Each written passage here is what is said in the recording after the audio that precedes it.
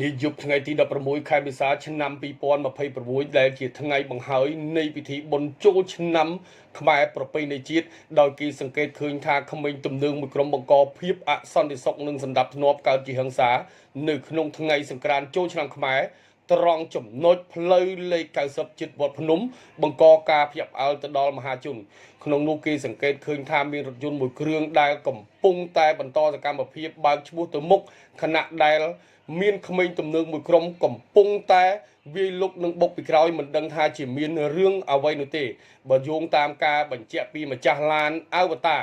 បានបញ្ជាក់ថាគឺក្រុមក្មេងទំនើងមួយក្រុមបុកគាត់ពីក្រោយហើយព្រួតវាយឡានគាត់នឹងដកស្លាកលេខថែមទៀតមិនមែនគាត់ជាអ្នកបុករត់នោះទេនៅយប់ថ្ងៃទី16ខែមេសាឆ្នាំ2026ដែលជាថ្ងៃបង្ហើយនៃពិធីបុណ្យចូលឆ្នាំខ្មែរមានករណីរថយន្តម៉ាកអវតារពណ៌ខ្មៅពាក់ផ្លាកលេខពិសេសកម្ពុជា Mustang FA ម្ចាស់ឡានអវតារបានបញ្ជាក់ថាគឺក្រុម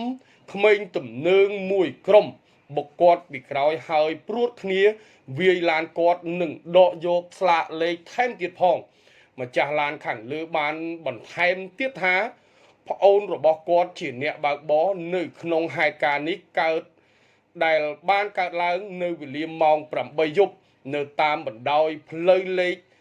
47ក្នុងសង្កាត់ស្រះចកខណ្ឌដូនពេញរាជធានីភ្នំពេញ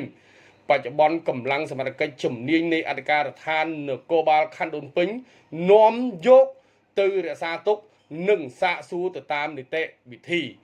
ជាក់ស្ដែងគេសង្កេតឃើញថាការប្រើប្រាស់អំពើហិង្សានិងបង្កភាពអសន្តិសុខនិងចលាចលនៅចំកណ្ដាលទីក្រុងភ្នំពេញនេះគឺជាសកម្មភាពមួយដែលមិនល្អហើយក៏មិនគ្រប់គ្រងជាដាច់ខាតប៉ុន្តែយ៉ាងណាមិញ